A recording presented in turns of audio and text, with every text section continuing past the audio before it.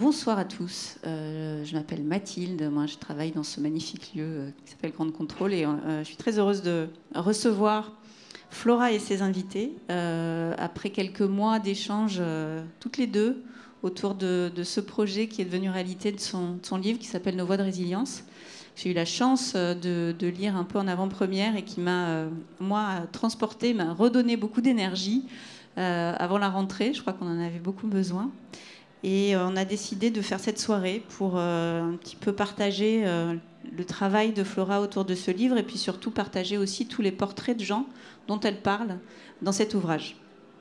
Mais avant ça, je voulais démarrer avec une citation d'un monsieur qui s'appelle Jean-Pierre Gou, qui est aussi dans le livre, qui est un homme qu'on aime beaucoup, qui a un parcours incroyable et qui est informaticien, mathématicien, auteur, conférencier, et qui a fait un petit post sur le livre de Flora il y a 2 jours, qui commence par « Que faire de nos vies quand on sait ce qui pourrait arriver si on ne change pas radicalement, à commencer par soi ?» Et je trouve que c'est une bonne entrée en matière sur cet ouvrage qui va justement nous parler de gens qui ont décidé de faire ce chemin, de changer eux-mêmes, dans la volonté aussi d'accompagner un changement global et général de plus grande ampleur.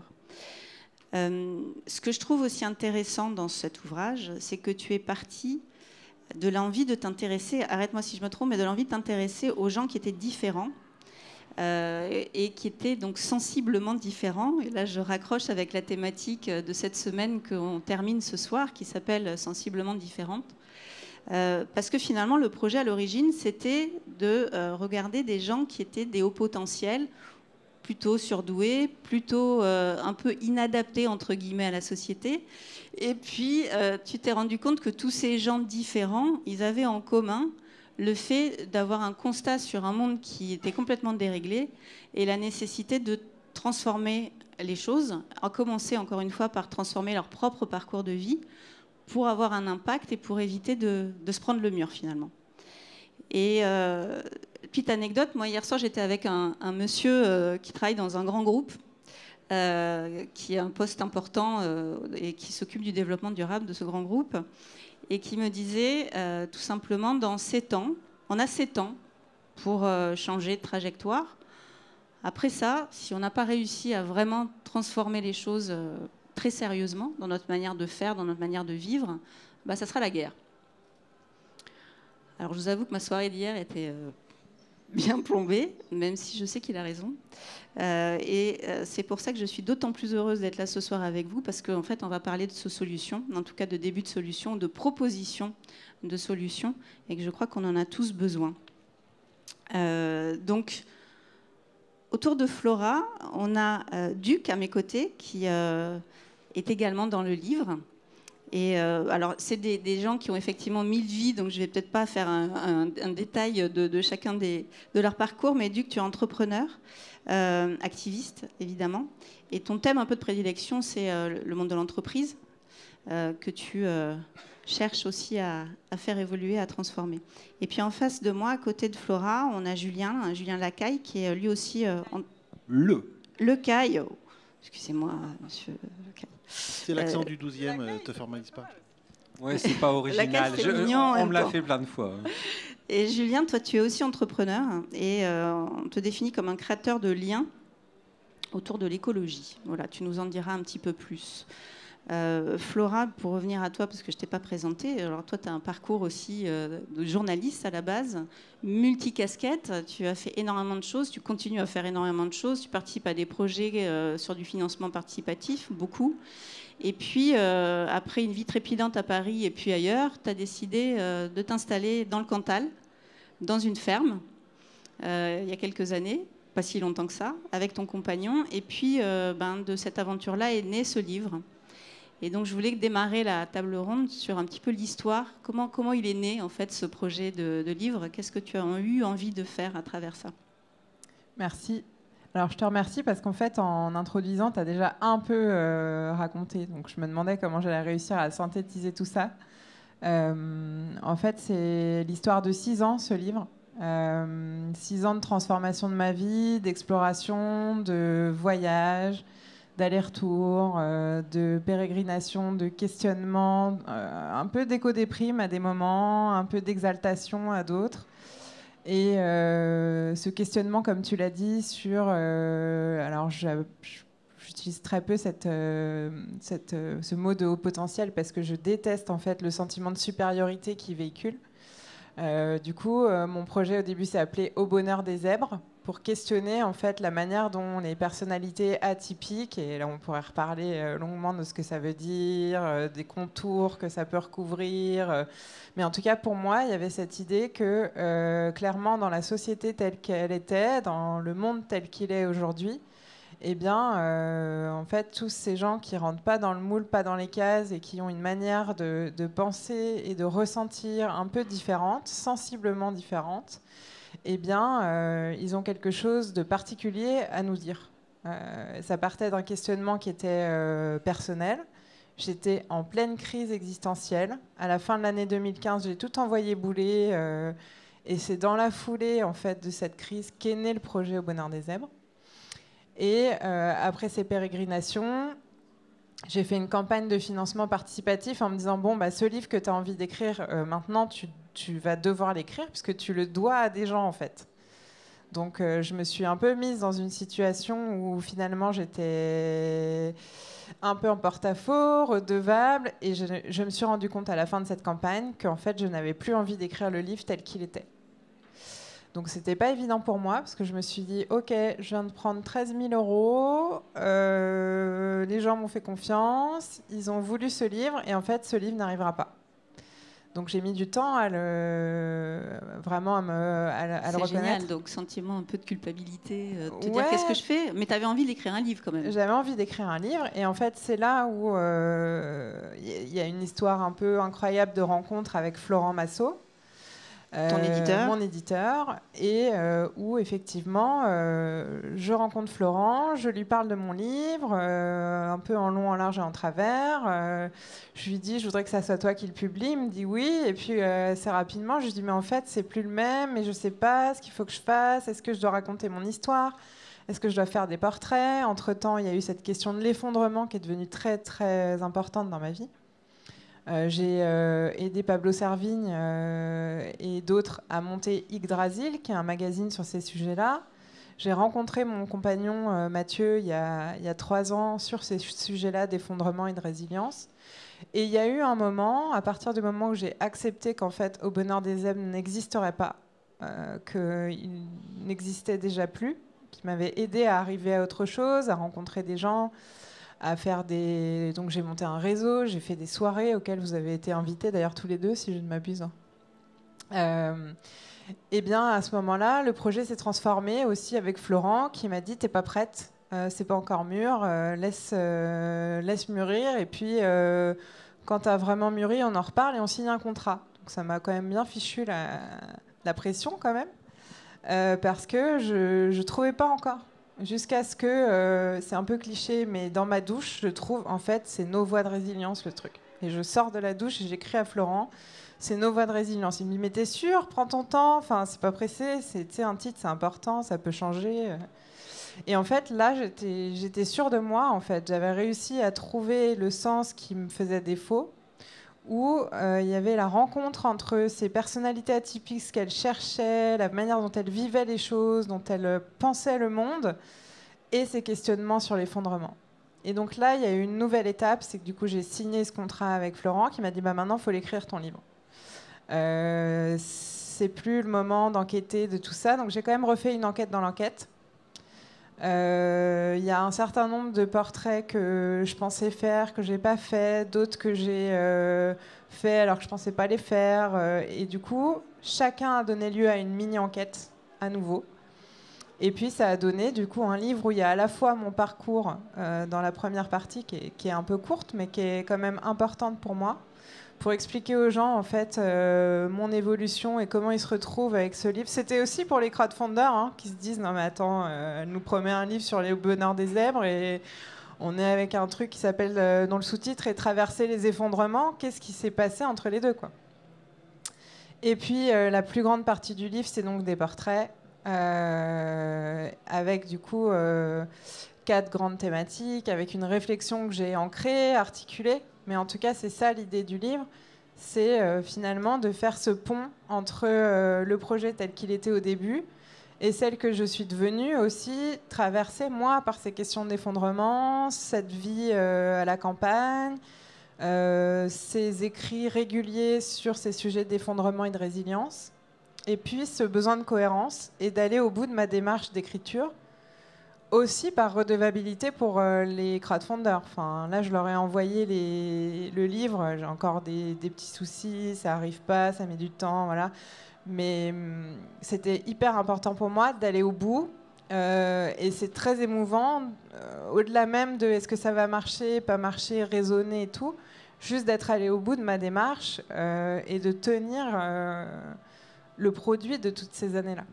Alors, ce que je trouve chouette aussi dans le livre, moi, la manière dont je l'ai reçu, ce livre, en le lisant, c'est que je trouve que c'est comme un manuel, en fait. C'est un peu une boîte à outils, finalement. Et en fait, il y a plein de livres à l'intérieur du même livre. Et il y a cette notion de manuel qui synthétise un peu tout un tas de dynamiques et d'initiatives autour des écologies, portées à chaque fois par une ou deux personnes qui sont racontées par Flora. Et donc, dans cette façon de parler de l'effondrement, il y a énormément de positifs et il y a surtout énormément d'actions. Et comment tu les as choisis, en fait, les gens que tu allais interviewer, justement ? Là aussi, ça sera une longue histoire. C'est-à-dire que c'est aussi... ils ne le vivent pas, eux, forcément comme ça, mais c'est aussi eux qui m'ont choisi. C'est-à-dire qu'il y a eu... c'est ce que je disais avant qu'on commence... Duc et Julien, j'ai eu des discussions des heures et des heures et des heures, et donc c'était pas des interviews en fait, c'était des discussions avec des amis qui avaient une acuité, une densité, une intensité. Donc comment je les ai choisis ? C'est des gens qui m'ont accompagnée dans la transformation de ma vie à ces moments si particuliers de crise, de résolution de crise. Moi, j'avais vraiment l'impression que j'étais en train d'essayer de me sortir d'un truc douloureux, difficile, et où mon effondrement, c'est aussi ça que je raconte dans le livre, l'effondrement que j'ai ressenti à la fin de l'année 2015, début 2016, pour moi, a résonné énormément avec... c'est ce que je raconte au début, avec les questions de vivre ensemble et les attentats de Charlie et du Bataclan, avec la situation climatique, avec la COP21 que j'ai vécue de l'intérieur. Et au bout d'un moment, en fait, ça s'est imposé à moi, à la fois quand j'ai vraiment décidé que j'allais faire ce livre, que c'était Nos voix de résilience, que c'était plus le bonheur des zèbres.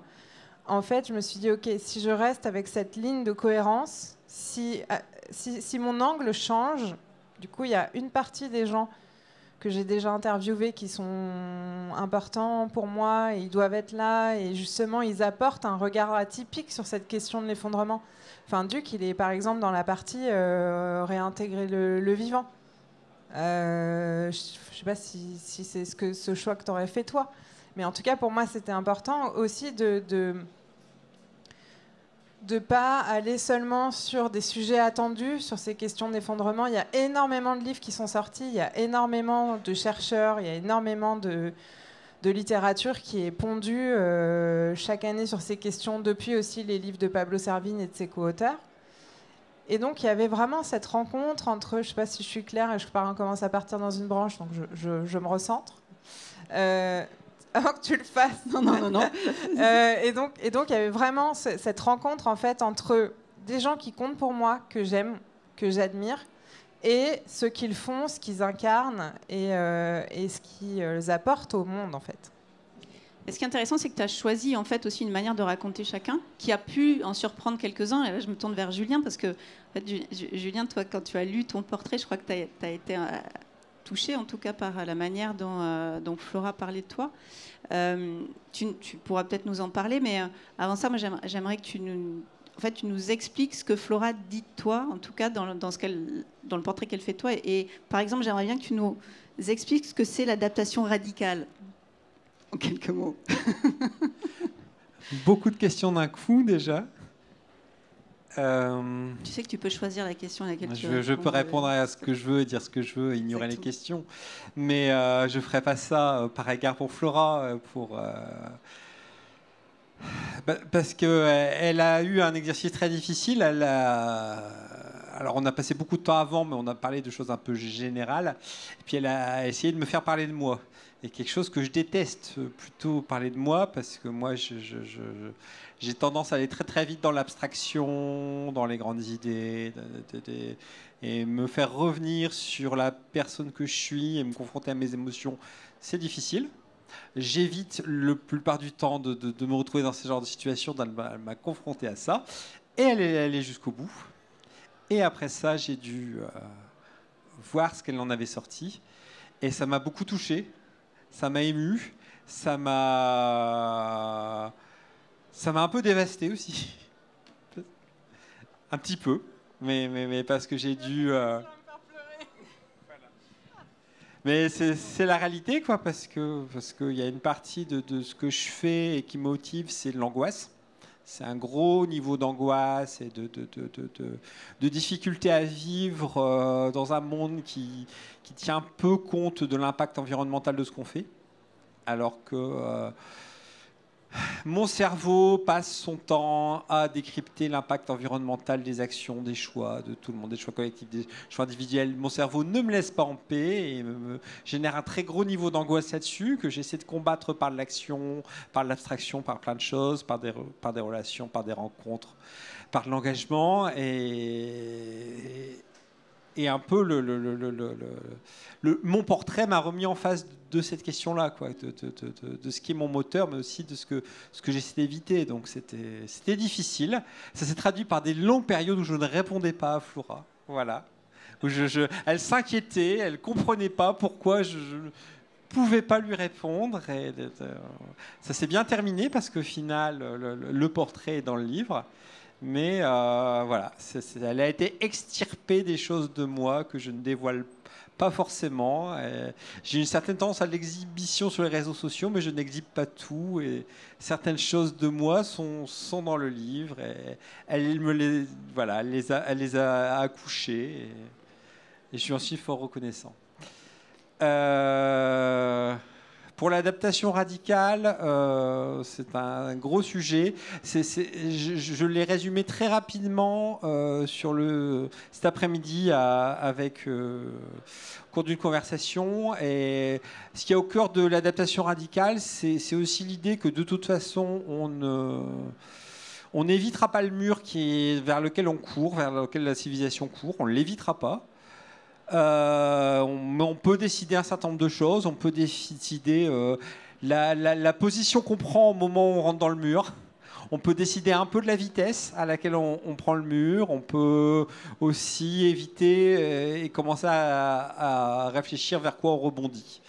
Donc il y a un certain nombre de questions dans l'adaptation radicale. L'une de ces questions, c'est qu'est-ce qui nous importe essentiellement et qu'on veut voir redémarrer même après que ce soit arrêté. Donc c'est une question de résilience. Et c'est une question dans l'adaptation radicale qu'on invite individuellement et collectivement à se poser. S'il y a quelque chose auquel on est confronté et si beaucoup de choses doivent s'arrêter brutalement, quelles sont les choses qui doivent redémarrer en priorité et comment. Et il y a aussi beaucoup d'autres questions, mais je ne vais pas y répondre tout de suite. Voilà. Et tu parlais, il y a aussi un autre point peut-être qui est le support d'ailleurs de l'adaptation radicale, c'est l'accentuation de ce que tu appelles la tripartition du monde. Oui, alors c'est pas l'adaptation radicale. Ça fait partie des choses sur lesquelles je travaille. Et il y a des gens qui me poussent à écrire et en fait je le fais pas.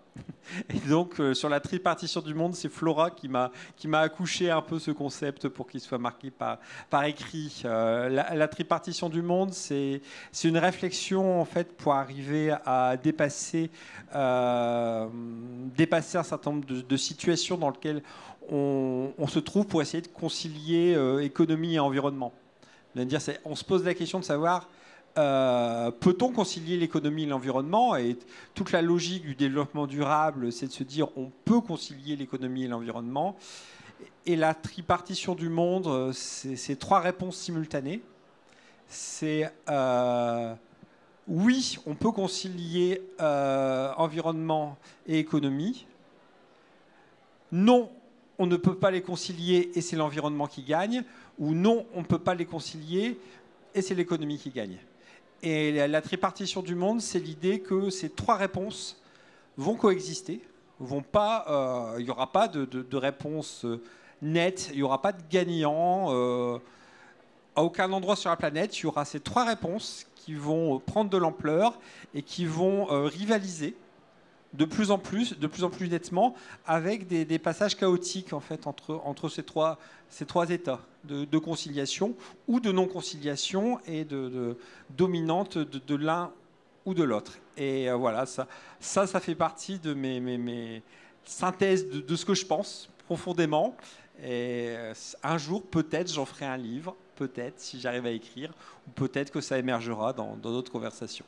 Fais attention parce que Flora fait des crowdfunding pour lancer des bouquins. Je sais. Après, tu risques de trouver conseil. Je risque de me retrouver dans des choses, je sais.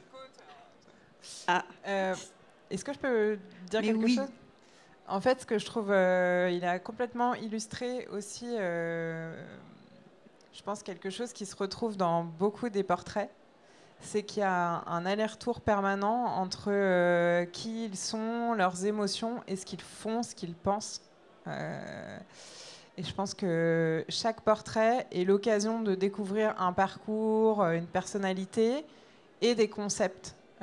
Et c'est le cas pour Julien, mais c'est aussi le cas pour Duc. Et donc il y a vraiment cet aller-retour entre leur personne, leur personnalité et des pensées qu'ils rencontrent, des modes d'action. Et je pense que c'est ça aussi qui me tenait à cœur, à l'intérieur de ces portraits, d'incorporer. Tu parlais de manuel, je ne sais pas si moi je dirais ça, mais en tout cas, il y a cette idée qu'on est nourri de leur parcours et aussi de leurs idées et de leurs actions. Et on est très connecté à cette dimension vivante de la pensée, en fait, dans ces portraits. Et Duc, du coup, bonne transition. Toi, ton sujet de prédilection, c'est la transformation du monde de l'entreprise. Donc, on parle dans le portrait que fait de toi Flora, elle commence par la cause. Donc, un peu, tu es quelqu'un qui demande toujours à la personne que tu as en face, c'est quoi ta cause ? Et toi, ton modèle, en fait, idéal de l'entreprise résiliente, ce serait quoi ? Aujourd'hui, tu l'imagines comment ? Eh ben, c'est plus une entreprise, en fait. Parce que le sujet, les entreprises, il date de quoi ? 200 ans, 300 ans. Mais pendant des milliers d'années, on produisait quand même, on arrivait à vivre, on se nourrissait, on bâtissait des cathédrales, etc. Il y a plein de manières de produire, et même de produire ensemble, sans passer par cette idée de boîte. On utilise le mot boîte, hein, vous savez. Voilà, la boîte fermée, il y a des gens dedans, ils font partie de l'entreprise, et les gens dehors. Et l'entreprise est personnifiée, d'accord ? On passe du concept de fiction légale au concept de personne morale. Et puis après, le patron, il dit, quand l'entreprise est vivante et que la vie est sacrée, il faut tout faire pour faire survivre l'entreprise. Donc, travailler jour et nuit, c'est pas du tout pour mes bénéfices, c'est pour l'entreprise, etc. Voilà, c'est une notion, voilà, je suis un petit peu sarcastique, mais c'est un outil mental.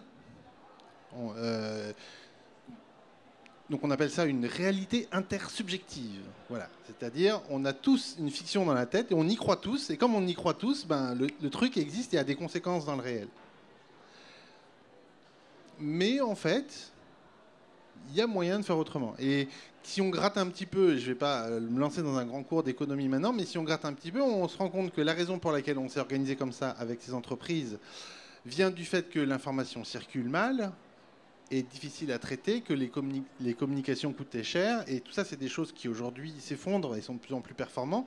Et plus l'information est fluide, plus on arrive facilement à s'organiser les uns les autres, moins on a besoin de poser ce carcan mental de la boîte, quoi. Et donc l'anticipation que je fais, c'est de dire aux gens, attention, avant vous aviez un avantage compétitif à être une grosse boîte de 200 000 personnes complètement intégrée parce que vous internalisez ce qu'on appelle des coûts de transaction, bref, vous êtes plus efficace à 100 000.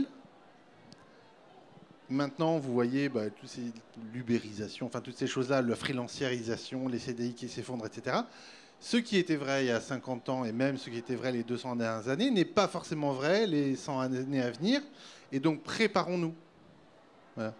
Et donc, en fait, je m'intéresse du coup au travail, à la production et plus particulièrement aux entreprises parce que en fait, je ne m'intéresse pas aux entreprises, je m'intéresse aux salariés des entreprises qui sont les gens un peu à risque puisque c'est eux. Le sol va se dérober sous leurs pas le jour où leur boîte va fermer, faire faillite, ou etc. Et avant, la boîte faisait faillite parce qu'il y avait une autre boîte de l'autre côté de la rue qui faisait le même job mieux. Donc c'était facile pour moi, je changeais d'employeur. Mais si, pour des raisons structurelles et économiques, les boîtes de 100 000 personnes disparaissent, je vais me sentir un petit peu en désarroi. Et j'ai un sentiment d'empathie et d'urgence par rapport à tous ces gens-là, qu'on baigne dans une sorte de bulle d'information où on ne leur dit pas, évidemment. Puis après tout, peut-être que j'ai tort, hein, mais moi, c'est ma conviction. Et donc, je vais vers ces gens-là et je leur en parle. Et, pardon, Duc, mais en fait, là, tu es toujours super abstrait. Et toi, ta boîte, elle est comment, en fait? Comment est-ce que, justement, tu sors de la boîte avec ta boîte? Quelle boîte? Effectivement, ta question, si je comprends bien, c'est qu'est-ce que je propose à la place? Comment tu expérimentes ça de manière concrète avec Officiance? Je me dis, OK, on a quand même envie d'être ensemble et de faire des projets à plusieurs. Et ce qui va nous réunir, ça ne va pas être des frontières extérieures, ça va être les causes que tu évoquais tout à l'heure. Donc je dis aux gens, reviens nous voir demain, reviens après-demain, viens tous les jours dans un espace de travail commun, un bureau, au nom des causes. Parce qu'on a envie de défendre des causes ensemble. Et pour défendre ces causes-là, c'est sûr que si on unit nos forces, on arrivera à faire plus de choses. Donc vu de loin, ça ressemble à une entreprise au sens où il y a plein de gens qui s'agglutinent ensemble pour faire des choses, mais il n'y a pas de mur. On peut se mettre plus ou moins, imaginons que la cause soit une sorte de feu de camp ou un totem, on peut se mettre plus ou moins près du totem.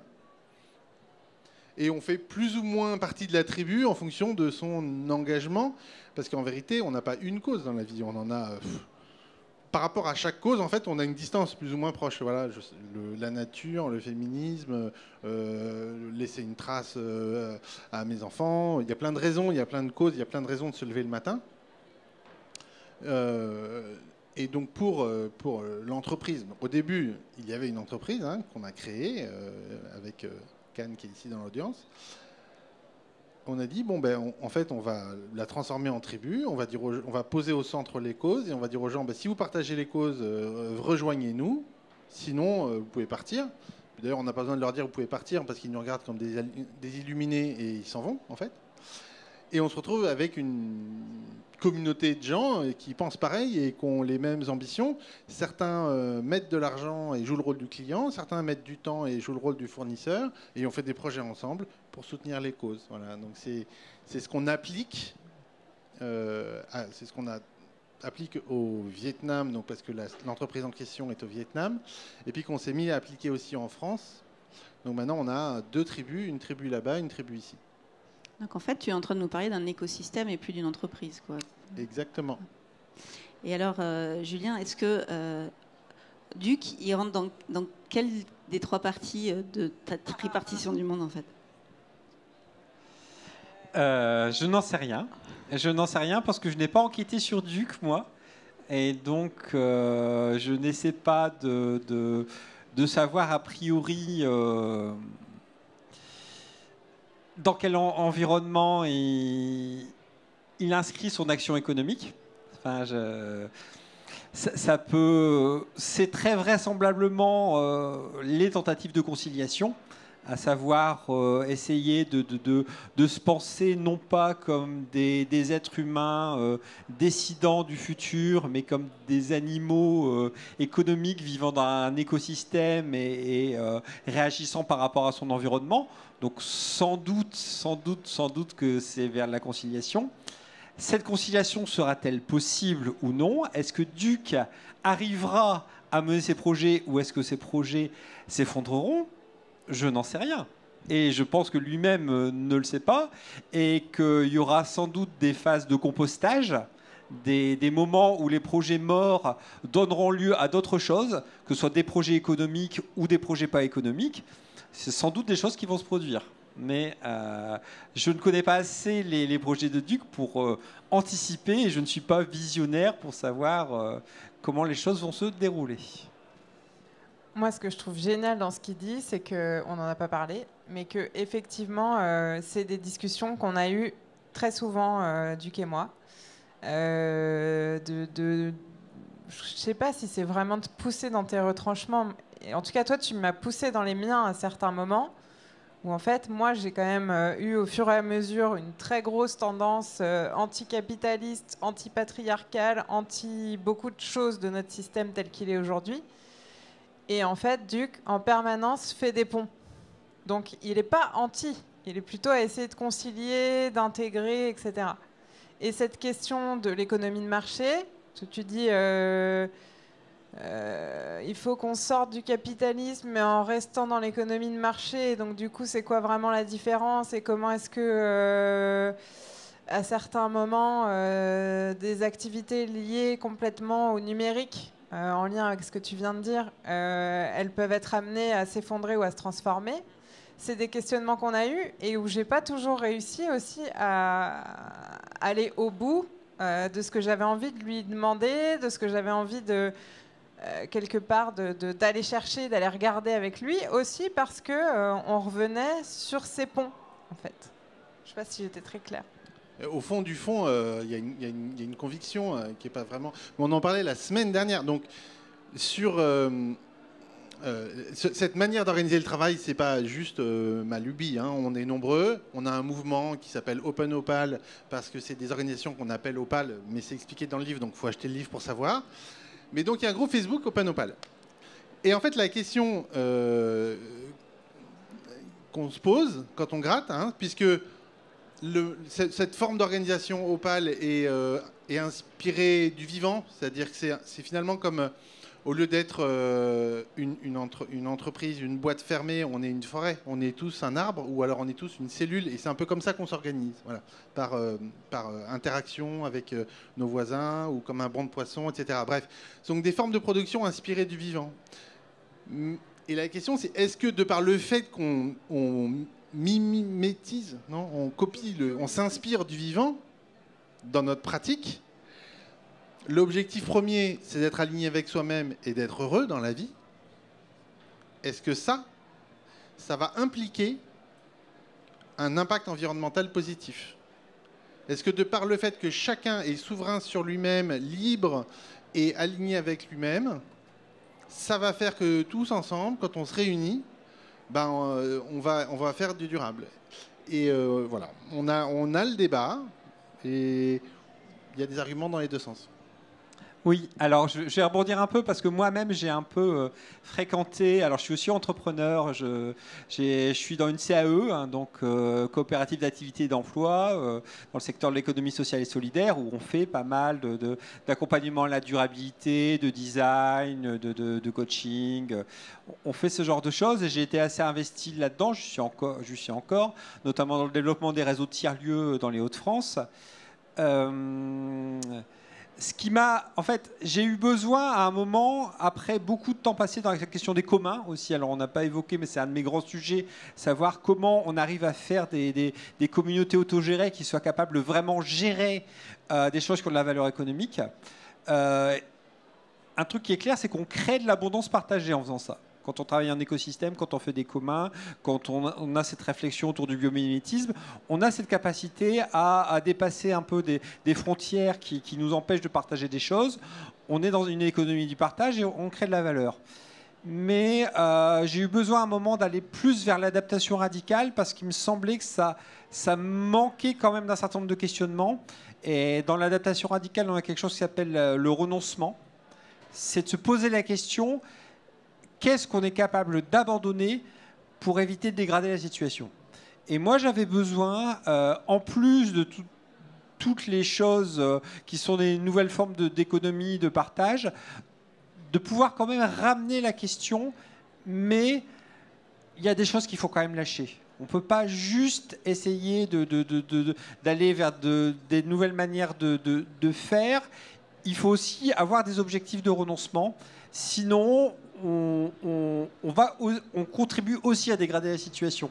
Et ça, pour moi, c'est difficile à admettre de ça. Mais c'est des questions difficiles. Il faut des cadres émotionnels aussi pour traiter ce genre de questions du renoncement. C'est pas juste, voilà, un bouton à cliquer, renoncement, on a renoncé. Ça marche pas comme ça. Il faut se poser des questions à l'intérieur de soi, collectivement et individuellement. Il y a besoin d'une réflexion psychologique. Il y a aussi besoin de discussions sur le sens de la civilisation en même temps, quoi. Et c'est des genres de discussions qu'on essaie d'éviter en général parce que c'est difficile. Voilà, avec adaptation radicale, on pense qu'il faut les avoir, ces conversations difficiles, en plus du reste. C'est justement une très bonne aussi transition parce que dans le bouquin, Flora, tu parles en fil rouge, tu parles de beaucoup d'amour, je trouve en fait. Tu racontes un peu la situation amoureuse ou affective des gens que tu rencontres, même la tienne dont tu parles, qui est quand même un guide aussi dans les portraits. Et en fait, je voulais vous poser la question à tous les trois d'ailleurs. Hein. C'est cette l'amour et l'amitié dans ces sujets-là, quel est le rôle qu'ils tiennent en fait? On a l'impression que c'est quand même quelque chose de très important. Ça rejoint un peu ce que tu viens de dire, Julien, sur le fait à un moment donné, quand il faut faire des choix qui sont très engageants, des choix de vie, à quoi on se raccroche en fait et qu'est-ce qui nous aide sur le chemin. Et cet amour avec un individu ou l'amitié avec plusieurs personnes, c'est quelque chose, j'ai l'impression que vous avez, sur lequel vous êtes tous appuyés, quoi. Est-ce que Flora, tu veux en parler un petit peu? Oui, alors j'ai du mal à savoir si ça m'est propre, enfin à quel point ça m'est propre, parce que effectivement pour moi, pour traverser ces effondrements-là et pour me reconstruire et pour aujourd'hui vivre ma vie telle que j'ai envie de la vivre, effectivement l'amour est central. Et tu as raison de le dire, c'est pas que l'amour de mon compagnon, c'est l'amour que je leur porte, qu'on se porte. Parce que d'une certaine manière, ils ont été et continuent d'être très importants pour moi et structurants aussi dans ma façon de voir ma vie. On a, avec Duc, l'année dernière, mené une action aussi médiatique pour la mémoire de son neveu. C'est l'amour qui m'a fait y aller aussi. Parce que c'était... Voilà, je n'ai pas envie de rentrer dans le détail, mais en tout cas, on a traversé aussi cette épreuve-là. Ensemble, et parce qu'il y avait justement cette idée que je sais pas, après je ne vais pas parler pour toi, je pense qu'on n'aurait pas fait ce qu'on a fait si il n'y avait pas eu cette solidité aussi dans nos liens, dans la confiance qu'on se porte, dans le fait que tu aies pu m'appeler et me dire j'ai besoin d'aide. Et effectivement, c'est très important pour moi, c'est très important pour la plupart de ceux que j'ai rencontrés. Il y a des portraits croisés de couples aussi dans le livre. Et en tout cas, moi, je reste persuadée que, d'ailleurs, c'est une des choses qui est difficile pour moi en étant dans le Cantal. C'est-à-dire que, en fait, mes amis, ils sont ailleurs. Donc, je viens à Paris les voir, n'est-ce pas? Et j'essaye de les réunir quand ils ne regardent pas leur téléphone. Et c'est vraiment... moi, je pense que c'est vraiment une force. Et c'est vraiment aussi la force des communautés comme l'adaptation radicale. Mais il y en a d'autres. C'était les barbares aussi qui sont présents là et par lesquels j'ai rencontré Duc, qui sont des communautés, des tribus dans lesquelles on trouve aussi cet appui, cette capacité à dire les choses de manière authentique, à mettre les sujets difficiles sur la table. Et justement, alors, moi, j'aime pas beaucoup ce mot de solution, mais en même temps, j'en trouve pas vraiment d'autres qui conviennent vraiment. C'est-à-dire d'essayer aussi collectivement d'élaborer des propositions un peu alternatives. Et donc, ouais, pour moi, l'amour et l'amitié, c'est vraiment des... Et c'est pas cucu, en fait. C'est pas cucu de parler de ses émotions. C'est pas cucu de dire que c'est hyper important. Et que c'est aussi quand on les évacue que là, pour moi, il y a du drame. En tant qu'ami de Flora, Duc et Julien, si vous avez envie de lui poser une question, si vous aviez une question à lui poser par rapport à... Parce que c'est elle qui pose des questions beaucoup. Et... J'aimerais bien... C'est la vengeance. Voilà le retour. Ils ont peur un peu. Ils ont peur. Je vais me tourner vers vous aussi, parce que si vous avez des questions à poser, n'hésitez pas, vous nous faites signe. En attendant que Duc réfléchisse à la question, je vais juste placer que il y a un mot qui circule beaucoup dans nos milieux sensibles à l'environnement, c'est moins de biens, plus de liens. Et je trouve que nos voies de résilience, c'est une bonne expression en fait de cette question des liens. D'ailleurs, il y a un passage sur Abdelnadour Bidar sur les tisserands, la création de liens, qui est d'ailleurs un terme qu'on a repris pour adaptation radicale, puisque dans nos activités, on a cette question de tissage de liens directement avec une référence à cette perspective-là. Alors moi, j'ai pas encore terminé de lire le livre, parce que en fait, je parcours en même temps que je lis le livre, je parcours tout le réseau qui est autour de Flora. Et donc, je parcours les nœuds. C'est vrai que c'est vite prenant, en fait. Parce que quand on lit un portrait, on se dit « Ah là là, mais je ne connaissais pas. Attends, je regarde ce qu'il fait, machin. » Et donc, on est embarqué dans énormément d'aventures. Et donc, il y a tout ce réseau, en fait. Et donc, tout cet écosystème qui est parcouru de nœud en nœud, en voyant les connexions entre les différents nœuds. Et donc, ça prend du temps de parcourir tout ce qui est le halo, en fait, autour du livre, peu à peu, qui se précise. Et donc, je vois des connexions que j'ignorais, et des connexions que je comprends par rapport à l'écosystème de Flora, et donc ça me prend du temps, et donc je suis pas encore arrivé jusqu'au bout, parce que il y a tout ce parcours en fait que je fais en même temps que je lis le livre. Donc sinon j'ai trouvé ma question pour Flora, mais sinon Duc, si tu as une question. Je voudrais d'abord rebondir sur parce que cette question de l'amour, de l'amitié, des liens, et je vois le sous-titre sous mes yeux, traverser les effondrements. L'objectif est évidemment pas de traverser l'effondrement pour finir le plus riche ou le maître du monde. Donc il s'agit bien de les traverser. Enfin, c'est une question de bonheur en fait. C'est une question de comment s'en sortir dans le chaos qu'on est en train de vivre. Et c'est peut-être aussi devenu un implicite. Alors que dans le premier titre, c'était Au bonheur des zèbres. Et je vais peut-être donner ma vision de l'extérieur de ce que j'ai vu, parce que finalement l'intériorité peut-être a résonné avec des changements sociétaux. Mais Flora disait qu'on s'était rencontrés dans un mouvement qui s'appelle Les Barbares, qui en 2014 essayait de véhiculer le message que l'humanité était à un point de bascule, qu'il y avait une nouvelle civilisation qui était en train d'advenir et qu'il fallait penser à réfléchir, à expérimenter, voir à quoi ça ressemblait, etc. Et là-dedans, Flora apparemment a trouvé qu'il y avait ces zèbres, enfin ces neuroatypiques, et elle s'est dit, mais finalement, comment ces gens-là cherchent leur bonheur, et est-ce que ça pourrait pas nourrir la quête de bonheur de tout un chacun, de tout le monde, de voir avec leur angle. Et c'était un sujet qui était intéressant à l'époque, mais aujourd'hui, 6 ans plus tard, si j'arrive sur la scène en disant « Allô, le monde change, c'est la transition », tout le monde va me dire « Ok, on est au courant, quoi. Dans toutes les boîtes du CAC 40, il y a un chef de la transition maintenant. » Donc c'est devenu un non-sujet. Et le sujet, par contre, qui est sur la table aujourd'hui, c'est « Ok, donc on est tous d'accord que ça change, et comment on y va dedans, quoi. » Et c'est hyper anxiogène, on nous parle de l'IA, des robots qui vont tuer les jobs, etc. Et j'ai trouvé parce que moi je l'ai lu, voilà, je tiens à le dire. Bravo. J'ai trouvé dans une révélation dans Nos voies de résilience un optimisme. En fait, quand on referme le livre, on se dit waouh, en fait il y a encore plein de trucs à faire, quoi. Et en fait, il y a encore plein de pistes. Et il y en a la moitié, ils sont à peine en train de défricher leur sujet. Et en fait, j'ai pas à m'inquiéter pour mes enfants, ils auront du boulot, quoi. Il y a vraiment... il n'y a pas une liste à la Prévert de... alors, il va falloir 2 millions de codeurs et moins d'ébénistes et plus de boulangers. Mais quand on lit ça, on se dit, ah ouais, en fait, le monde de demain, il va être hyper riche. Et il va y avoir plein de nouveaux boulots. Et il va y avoir plein d'activités à faire, plein de défis. Ça va être... En fait, j'ai encore plus hâte de découvrir le monde de demain. Ouais, on a envie de passer à l'action.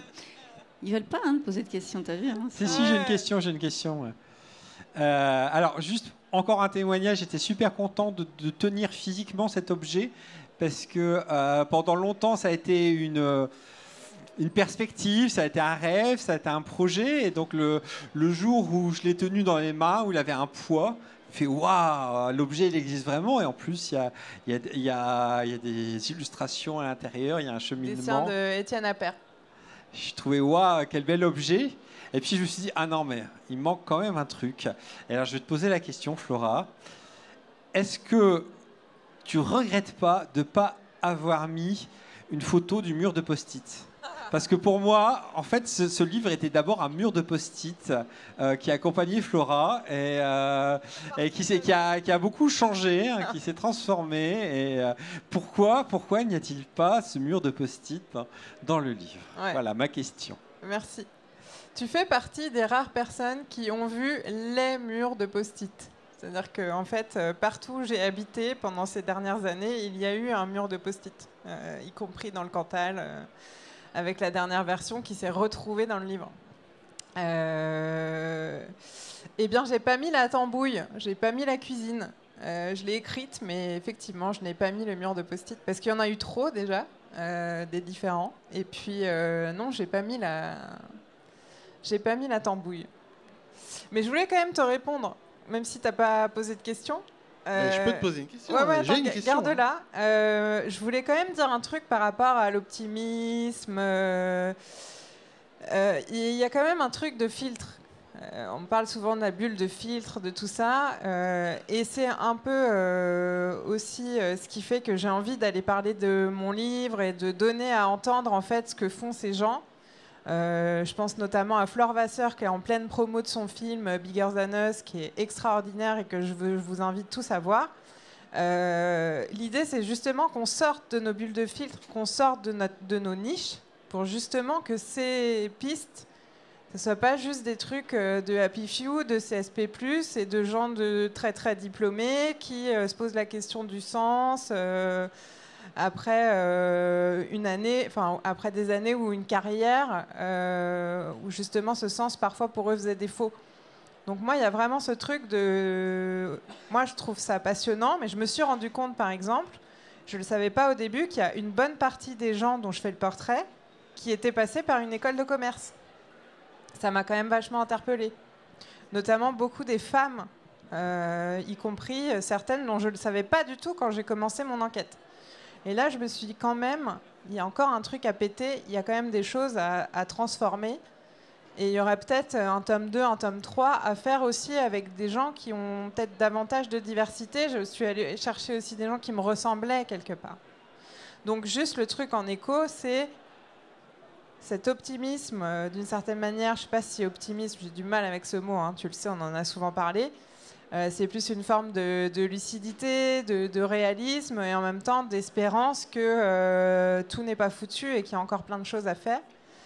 Mais juste voilà, de se dire aussi que on est moins nombreux que ce qu'on a envie de croire parfois. Voilà. Et qu'il y a encore du travail à faire pour justement faire connaître ces gens, ces histoires, ces manières de faire. Tu avais une question ? Peut-être que... je veux pas si tu as une question, Luc, vas-y. Mais sinon, nous, on aime bien les questions. Hein. Ça fait donc 5-6 ans qu'on se connaît et 5-6 ans que tu me parles de ce livre. Et donc, du coup, la question, c'est on va parler de quoi maintenant ? Alors, j'ai un deuxième projet de livre dans les tuyaux et un projet de roman. Donc, moi, de mon côté, j'aurais de quoi faire. Hein. Et puis d'herboristerie, et puis de tout un tas de choses que je suis en train d'apprendre et pour lesquelles je me forme. Et puis, quand même, il n'y a pas que moi qui parle.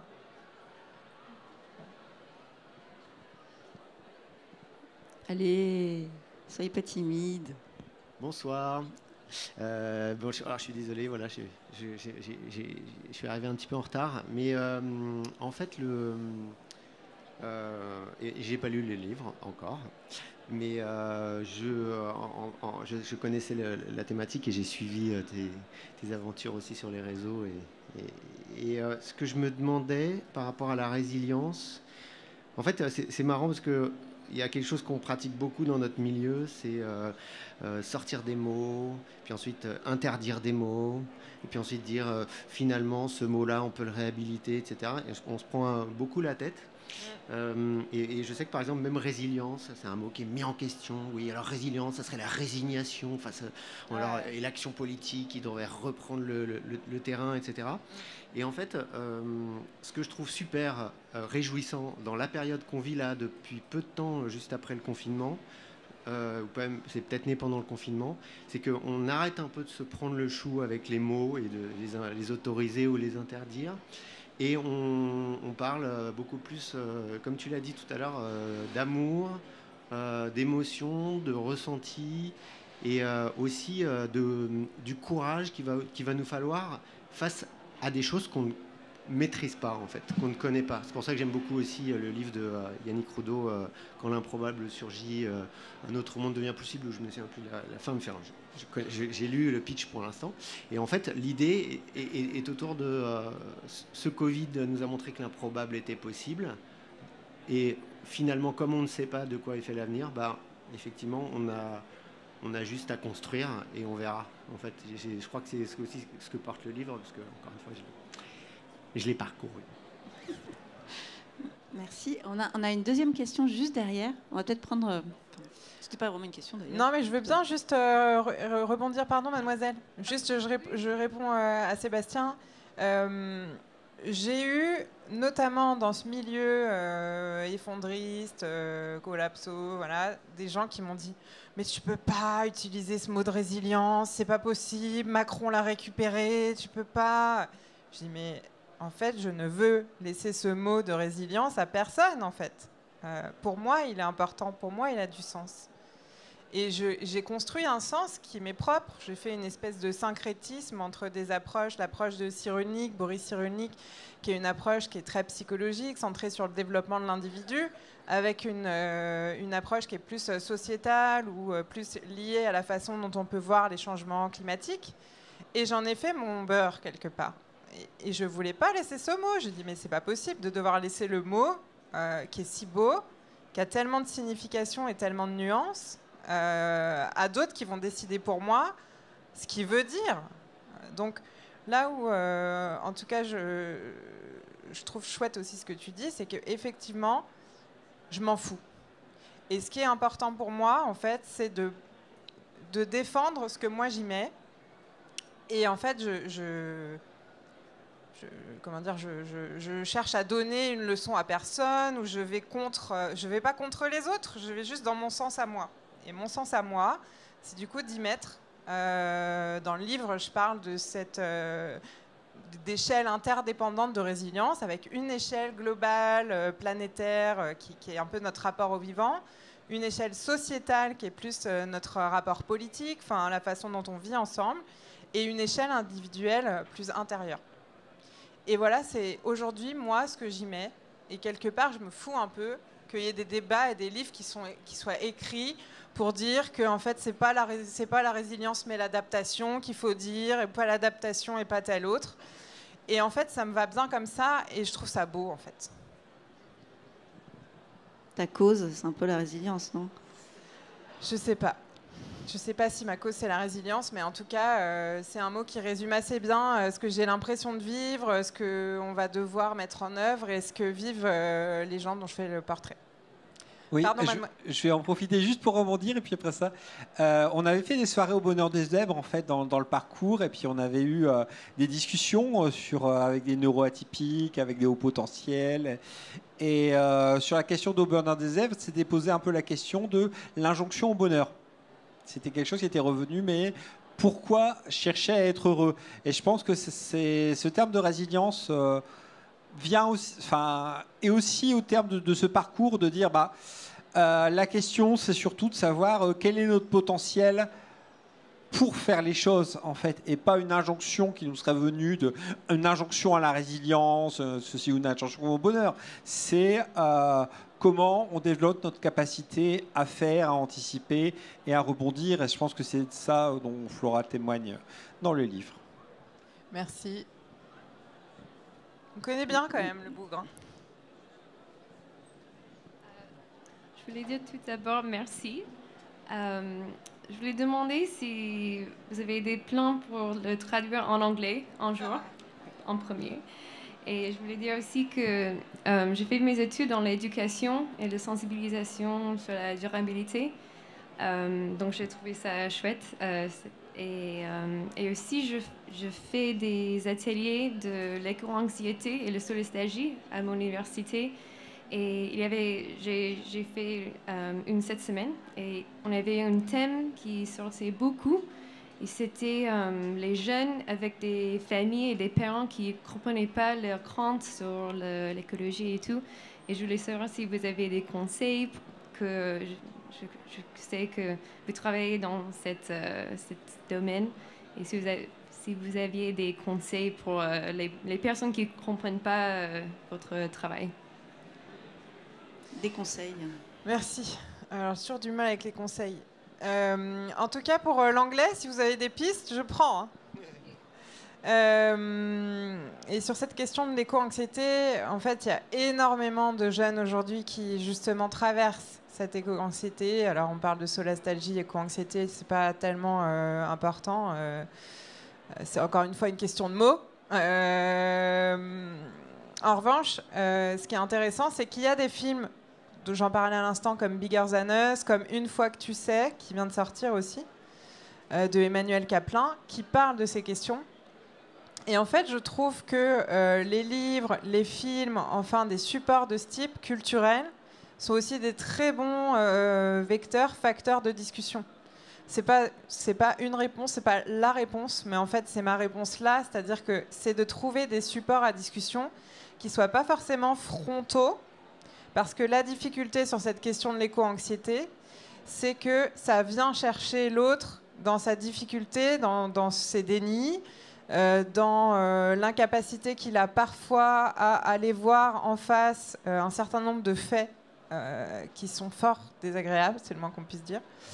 Donc il y a évidemment plein de livres qui sont sortis et qui sont intéressants. Je citerai juste, je ferai juste un clin d'œil à Laure Noila qui a sorti un livre qui s'appelle Comment rester écolo sans finir dépressif. Et elle raconte comment elle s'est plus ou moins sortie, parce que je n'ai pas l'impression qu'elle en soit vraiment sortie, de l'éco-dépression. Et en fait, c'est aussi un genre de manuel, quelque part, où elle raconte ses rencontres, ses phases. Et il y a une métaphore qu'elle utilise que je trouve assez formidable. Elle parle de l'éco-anxiété comme une machine à laver dans laquelle on serait en fait en permanence avec des cycles et où en fait pour aller mieux il faut aller au bout du cycle, donc il faut se taper y compris les saurages, le rinçage, voilà, et que si on va pas au bout en fait on rumine et puis ce qu'elle dit aussi c'est qu'en fait quelque part l'éco-anxiété c'est jamais terminé. Et c'est un peu ma conviction aussi. Je ne sors pas de l'écriture et de mes projets dans lesquels je suis en ce moment en me disant youhou, c'est génial, on est sauvés, tout va bien. Non. C'est juste je vis avec ces réalités et je construis, je nourris autre chose. Et en fait, je n'ai pas vraiment répondu à la question. En revanche, ce que je trouve absolument nécessaire, c'est de trouver des supports de discussion qui permettent d'arriver aussi à exprimer des émotions, des ressentis. Et là-dessus, effectivement, de trouver des outils. Alors pareil, la communication non violente, j'en ai un peu soupé, on en a entendu beaucoup, enfin voilà. Et en même temps, c'est aussi des outils qui permettent d'aborder des discussions qui sont délicates. Je ne sais pas si vous avez des conseils. Je vois qu'il y a encore des questions. C'était pas une question, c'est juste je voulais ajouter que le film Animal de Cyril Dion qui va sortir, il parle aussi justement de ce cheminement qui peut nous aider à sortir justement de cette éco-anxiété pour se reconnecter au vivant et effectivement aller vers la reconnexion. Merci. Bonsoir, donc moi c'est Adrien. Donc la question précédente, ça va être en lien en fait avec l'éco-anxiété. Mais d'abord je voulais faire une petite résonance rapide avant de poser ma question.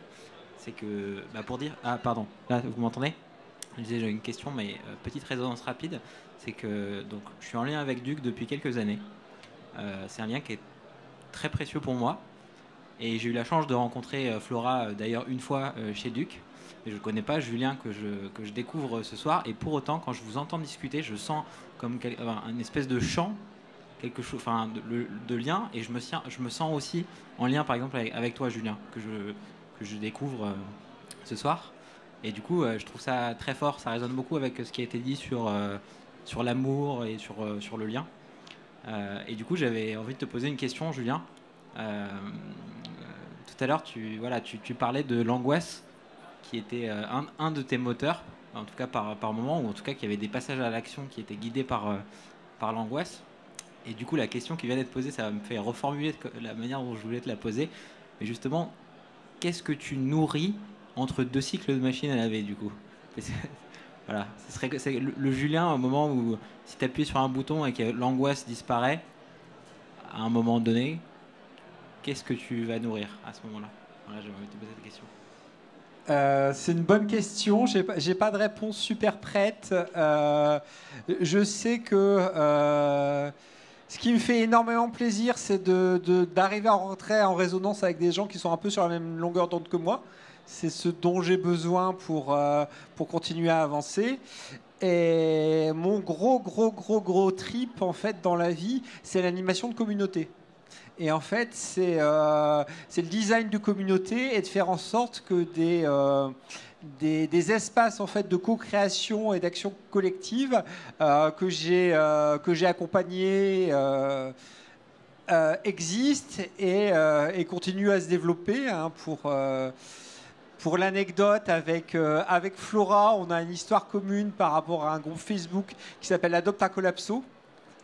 Qui a une importance dans l'histoire de Flora, hein, pour le coup. C'est dans le livre aussi, on ne dévoile rien. Non, voilà. Et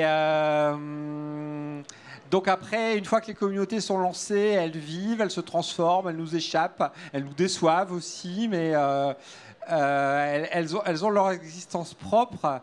Donc c'est vrai que j'ai souvent des grands moments d'abattement. Il y a des grands moments d'anxiété, des grands moments où je dois me cacher, où je ne peux plus communiquer, où je ne peux plus voir personne parce que c'est trop dur. Et des moments où ça repart, où je vois les réseaux se mettre en place, les connexions se faire, les projets se mettre en place et les pièces tomber aux bons endroits pour montrer qu'il y a une nécessité à ce que les choses se fassent de cette manière-là. Et là, ça me redonne du courage et ça me remet de l'énergie pour avancer. Voilà à peu près ce que je peux dire. Est-ce qu'il y a une dernière question? Parce qu'on arrive au bout de notre heure de conversation. On va pouvoir continuer la conversation hors de la scène et puis autour du livre. Mais peut-être une dernière question si vous en avez envie. Non. Duc, toi, tu voudrais... j'ai des enfants ados, hein, donc, mais qui se disent qu'après tout, les dinosaures ont disparu, donc peut-être que nous, c'est notre destin. L'éco-anxiété, c'est quand même... parce que c'est pas la nature, hein, c'est un manque de confiance dans l'homme, du fait qu'on va pas s'en tirer. Et j'étais la semaine dernière à une projection de Une fois que tu sais, qui a une campagne d'impact. Et après, comme à Bigger Than Us, il y a une campagne d'impact. Après le film, on discute. Et j'ai remarqué, le film lui-même traite à la fois de l'intériorité et de l'extérieur. C'est-à-dire qu'il faut changer dedans et dehors. Mais derrière le débat, la campagne d'impact, les conseils, qu'est-ce que je peux faire maintenant, c'est beaucoup vers l'extérieur, quoi. Alors que, et donc, à la question, qu'est-ce qu'on peut faire? Moi, je pense qu'il faut faire attention à équilibrer. Ne pas juste se dire faut que je fasse des choses à l'extérieur, que ce soit trier mes déchets ou manifester, etc. Et en fait, oui, il y a une mouvance du yoga, du développement personnel, etc. Mais en général, on ne le rattache pas. On le rattache à une sorte de nouvel individualisme. On ne le rattache pas, comme on ne dit pas, je médite tous les matins et c'est ma part contre le changement climatique, quoi. Mais si ça m'aide à renoncer, finalement, ça va peut-être m'aider à aider même la société à traverser les effondrements. Donc je pense qu'il faut proactivement, on a une tendance tous naturelle à se dire bon, qu'est-ce qu'on fait, et le qu'est-ce qu'on fait, c'est on est altruiste, donc on veut le faire sur l'extérieur, et donc inviter un petit peu à toujours balancer les deux, quoi. Commencer à prendre soin de soi. Et bien sur ces bonnes paroles. Moi, j'ai une phrase sur laquelle je voulais finir parce que je trouve qu'elle est très juste et puis je pense qu'elle parle à nombre d'entre nous. On parlait de la vulnérabilité tout à l'heure, en fait, et justement à la fin du chapitre sur Julien, tu finis par à la question de comment faire avec nos fragilités finalement dans cette aventure-là. Tu dis que ne pas cacher ses failles, c'est pas seulement une vulnérabilité, c'est aussi une grande force. Donc je trouve ça très juste et j'aurais envie d'encourager justement peut-être à accepter aussi. C'est aussi une manière de prendre soin de soi que d'accepter ses failles, en fait, ses vulnérabilités, et puis s'en servir comme étant des preuves de notre force et de notre capacité à être relié à cette dynamisme du vivant. Voilà. Donc merci à vous trois pour ce soir. Merci à vous. Merci. Et puis, Merci d'être venu. À bientôt. Merci de nous avoir écoutés.